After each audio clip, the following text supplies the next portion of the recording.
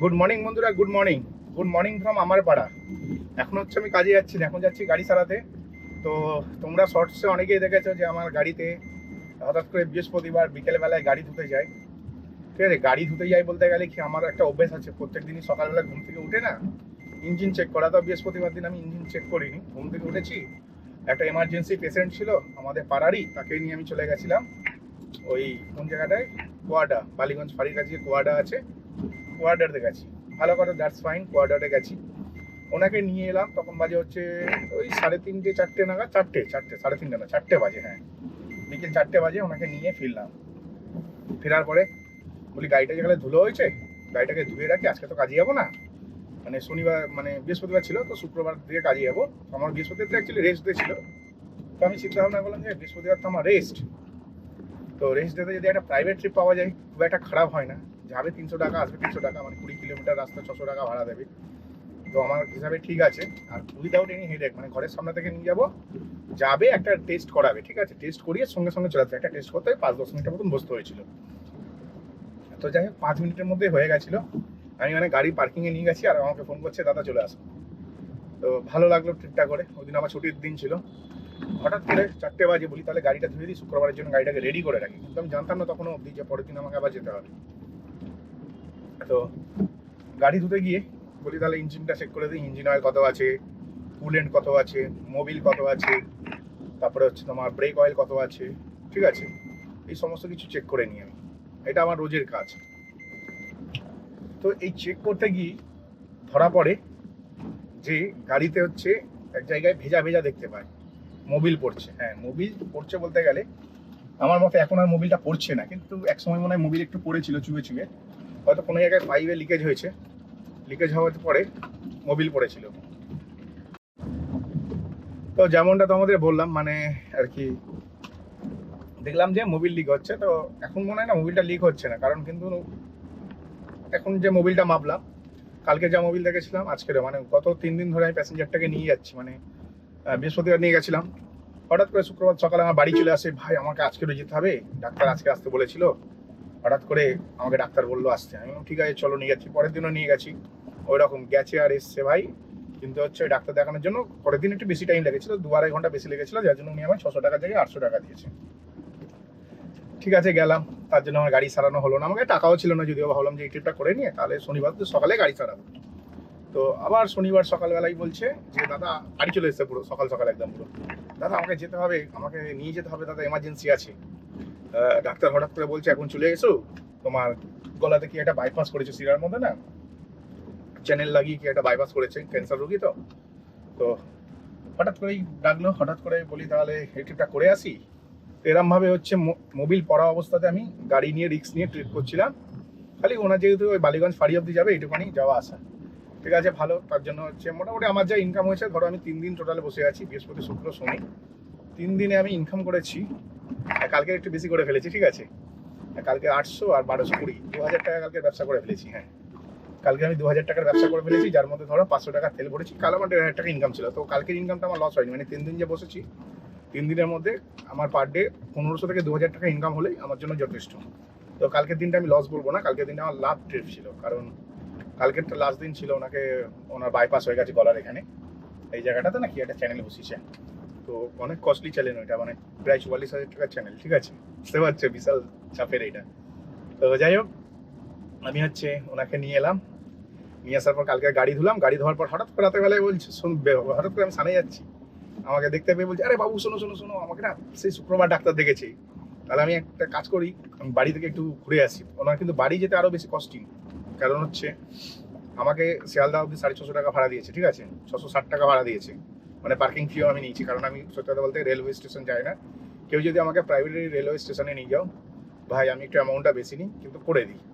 যারা দেয় তারা, যারা অ্যামাউন্ট আমাকে একটু বেশি দেয় তাদের আমি কাজ করে দিই।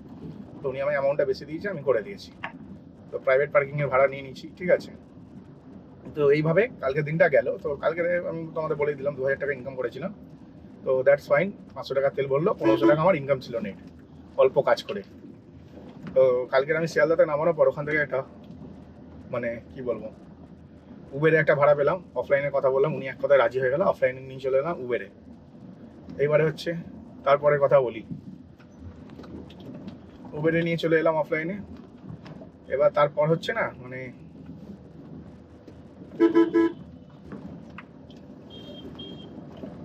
উবেরে নিয়ে আসার পরে আমি কি করলাম, ওখান থেকে আবার ওই নেতাজি নগরের কাছে এসেছি, নেতাজি নগর রানীকুটির কাছে এলাম। রানীকুটি থেকে আবার একটা ট্রিপ নিয়ে চলে এলাম হচ্ছে এতে তোমার হরিদেবপুর। তারপর বাড়ি ঢুকিয়ে দিয়েছিলাম, কেন এই গাড়ি চালানো রিক্স হয়ে যাচ্ছে।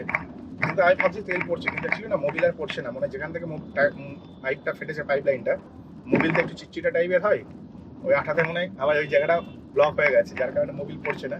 কিন্তু তার সত্ত্বেও গাড়িটা দেখিয়ে নিচ্ছি, কারণ হুট করে যদি ফাটাং করে সব ফেটে আর বেরিয়ে যায়, সেক্ষেত্রে ইঞ্জিন সিজ হয়ে যাওয়ার সম্ভাবনা থাকছে। তাই এখন আমি যাচ্ছি হচ্ছে ডাক্তারের কাছে, মানে চৌরাস্তায় যাচ্ছি। তো চলো এখন হচ্ছে চৌরাস্তায় যাই, চৌরাস্তায় গিয়ে কথা বলবো, তারপরে চৌরাস্তায় গিয়ে কথা হচ্ছে। 15-16 হাজার কিলোমিটার গাড়ি চালিয়েছি, ঠিক আছে, বা তারও বেশি হয়তো চলেছে, আমি হিসাব ওরমভাবে করি না। আমি খালি দেখি যে মোবিল কতটা ভালো আছে। তো মোবিল এখনো ভালো আছে, কিন্তু ভাই মিস্ত্রির কাছে নিয়ে গেলাম। মিস্ত্রি দাদা তোমরা জানো, আমি তোমাদের আগেও বলেছি, এই দাদা হচ্ছে প্রচণ্ড ভালো, চিটিংবাজি করে না কমসে কম, ঠিক আছে। অন্যান্য জায়গায় হলে না বলতো যে এই পাইপটা ফেটে গেছে, ওই পাইপটা ফেটে গেছে, এটা পাল্টাতে হবে, ওইটা পাল্টাতে হবে বলে আবজি গুবজি পাল্টে দিত, পাল্টে নিজেরা প্রফিট করতো। কিন্তু এই দাদা ওরকম না। এই দাদার কাছে দেখালাম, আমি তোমাদের দাদার ভিডিও করিনি, কারণ ওখানে একজন আননোন মহিলা ছিল, তারও গাড়ি রিপেয়ার হচ্ছে, তাই জন্য ওখানে আর ভিডিওটা বানাইনি। তো মুস্তাকিনদার কাছে এলাম, মুস্তাকিনদার গাড়িটা দেখলো, দেখে বললো তোমার মোবিল ফিল্টার খারাপ হয়ে গেছে, মোবিল ওখান থেকে ওভারফ্লো হয়ে যাচ্ছে, মানে মোবিলটা ইঞ্জিন অব্দি পৌঁছে কোনো কারণে মোবিল খারাপ হয়ে গেছে, জানি না। মোবিল কিন্তু আমার নলেজ অনুযায়ী মোবিলে যতক্ষণ চিটচিটা ভাব থাকে ততক্ষণ মোবিল ভালো থাকে, ঠিক আছে। তো আমাকে বলছে মোবিল কতদিন পাল্টাওনি। আমি সত্যি কথা বলছি তোমাদের, মোবিল হয় আমি পাল্টাতে পারিনি, টাকার জন্যই পাল্টাতে পারিনি, কিন্তু এরকম হয় যে তার জন্য আমি সেটা জানতাম না। মোবিল মোটা হয়ে যাচ্ছে, ঠিক আছে চলো এবারে পর একটু তাড়াতাড়ি পাল্টে নিলে দুবার আবার ইঞ্জিন সেম কন্ডিশনে চলে আসে। কিন্তু এখানে হচ্ছে ব্যাপারটা একটু অন্যরকম। এখানে ব্যাপারটা একটু অন্যরকম বলতে গেলে, এখানে না মানে কি বলবো, মোবিল তো পাল্টাতে পারলামই না, আর সাথে হচ্ছে নাকি মোবিল ফিল্টার খারাপ হয়ে যায়। এটা আমি জানতাম না, এটা আমার প্রথম এক্সপিরিয়েন্স যে মোবিল ফিল্টার খারাপ হয়ে যায়। আমাকে বলছে তুমি মোবিল নিয়ে আসো, মোবিল ফিল্টার নিয়ে আসো। এয়ার ফিল্টারটা পাল্টানোর কথা একদমই বলছে না, বলছে মোবিল আর মোবিল ফিল্টার নিয়ে আসো, আমি পাল্টে দিচ্ছি। তো গাড়ি তো অলরেডি 2 লিটারের ওপর মোবিল আছে, তো আমি ওই মোবিলটাকে মানে করবো না আর কি, ঢালবো না, ওটা থাক ওরকমই, ওরকমভাবে 3.5 লিটার জমবে এক সময়, তখন গিয়ে ওই মোবিলটা আমার কাজে লাগবে, ঠিক আছে, মানে একটা মোবিল ফ্রি হবে আর কি। তো এইভাবে এখন আমি যাচ্ছি হচ্ছে আমার বাবার বাস স্ট্যান্ডে। হ্যাঁ, বাবাকে তো ফোনে পাচ্ছি না, বাবার বাস স্ট্যান্ডে যাচ্ছি গাড়ি নিয়ে, কারণ আমি যা কিছু কেনা সেটা শিলপাড়া থেকে কিনবো, আর বাবার বাস স্ট্যান্ডটা হচ্ছে এখানেই। তো যার কারণে হচ্ছে আগে একটু যাই বাবার বাস স্ট্যান্ডে যাই, বাবার থেকে যদি 500 টাকা আদায় করা যায় তাহলে কাজ হয়ে যাবে। কারণ আমার কাছে না কাল রাত অবধি আমার কাছে ভাই 2200 টাকা ছিল, বিশ্বাস করো, কাল রাত অবধি 2200 টাকা ছিল। সংসারেও একটুখানি খরচা হয়, তো সংসারে কাল রাত থেকে আজ অবধি ওয়াইফকে 200 টাকা দিয়ে এসেছি, আর কাল রাতে 120 টাকা খরচা হয়েছে, মানে 320 টাকা খরচা হয়ে গেছে। মোটামুটি কাল রাতে আমার কাছে 2150 টাকা ছিল, ঠিক আছে, সেখানে আমার কাছে এখন 350 টাকা খরচা হয়ে গেছে, মানে 1850 টাকা আছে, 1850 টাকা আছে। সেই ক্ষেত্রে আমাকে একটুখানি যেতে হবে বাবার কাছে। কত কি দাম নেবে মোবিলের, 1700, 4, 21, 22, 23, মানে প্রায় 3000 টাকা খরচা আছে। মানে মোবিলের দাম প্রায় অনেক বেড়ে গেছে এখন। মোবিলের দাম আগে যে মোবিলটা আমি 1700-1800 টাকা, কিন্তু এখন সেটা 2000-এর উপর হয়ে গেছে। মোবিল ফিল্টার দাম তো খুব বেশি না, 300-350 টাকা, 150-200 টাকাও হতে পারে। আর সাথে হচ্ছে এয়ার ফিল্টারটা ভাবছি পাল্টে দেবো না, এয়ার ফিল্টারটাকে হোল্ড করিয়ে দেবো ভাবছি, এয়ার ফিল্টারটা 2 দিন পর পাল্টে নেবো। কিন্তু নিঃশ্বাস গাড়ি যেটা দিনে সেটা হচ্ছে এয়ার ফিল্টার, আমি কন্টিনিউ এয়ার ফিল্টার, যখনই মোবিল পাল্টে এয়ার ফিল্টার পাল্টে দিই, যার কারণে আমার হচ্ছে গাড়ি এখন অবধি ভালো আছে। এখন যাই বাবার বাস স্ট্যান্ডে যাই, বাস স্ট্যান্ডে কি বাবাকে একটু খোঁজখবর লাগাই, যদি বাবাকে পেয়ে যাই তো ভালো, আর যদি না পাই তো আমাকে এখন টাকা জোগাড় করতে হবে 1000 টাকা, তারপর আমি গাড়ি চালাতে পারবো। আমি এসেছিলাম বাবার কাছে, হ্যাঁ বাবার বাস স্ট্যান্ডে আছি, তোমাদের দেখাতে পারছি না কারণ আমি ক্যামেরা খুলতে পারছি না, ঠিক আছে, মানে এটা বাস স্ট্যান্ড হলে তোমাদের বোঝাতেও পারছি না, ঠিক আছে, আমি ক্যামেরা খুলতে চাই না। তো বাড়ি থেকে ফোন করছে, বাবার থেকে 500 টাকা পেয়ে গেলাম, তো মোটামুটি 2350 টাকা হয়ে গেছে।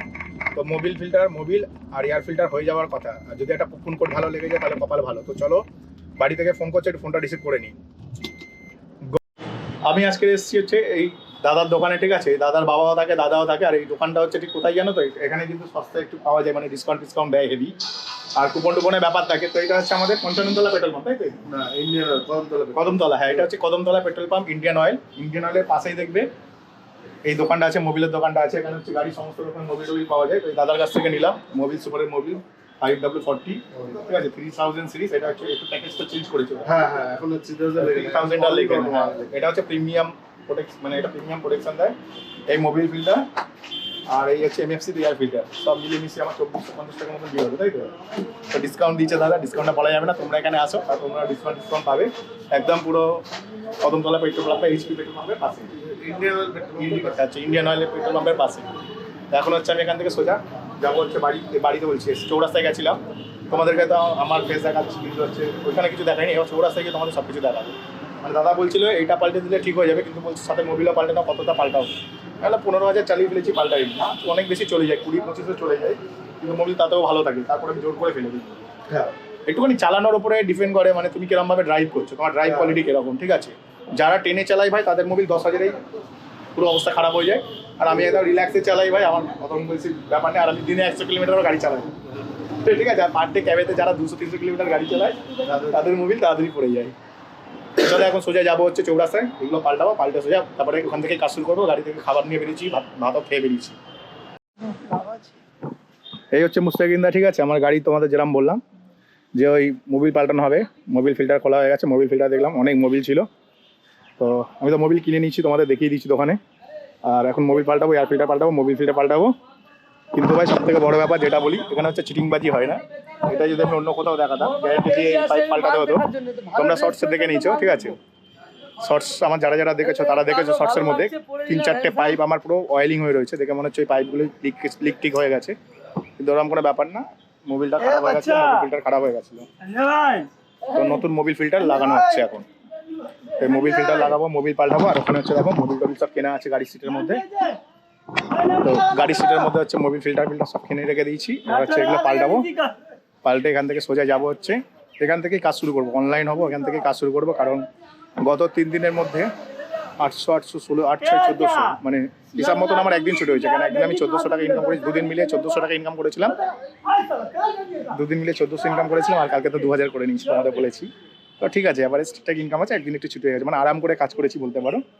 আর গাড়ির এই কাজটা হয়ে গেলে এখান থেকে আমি কাজ শুরু করবো, যদি ট্রিপ পাওয়া যায়, আর নয়তো বাড়ি চলে যাবো, সন্ধ্যেবেলায় ট্রিপ শুরু করবো। কারণ হচ্ছে এখান থেকে ট্রিপ পাওয়াটা একটু ক্রিটিক্যাল ব্যাপার এই সময়, কারণ আজকে রবিবার, তো রবিবারের দিনে একটু ক্রিটিক্যাল ব্যাপার।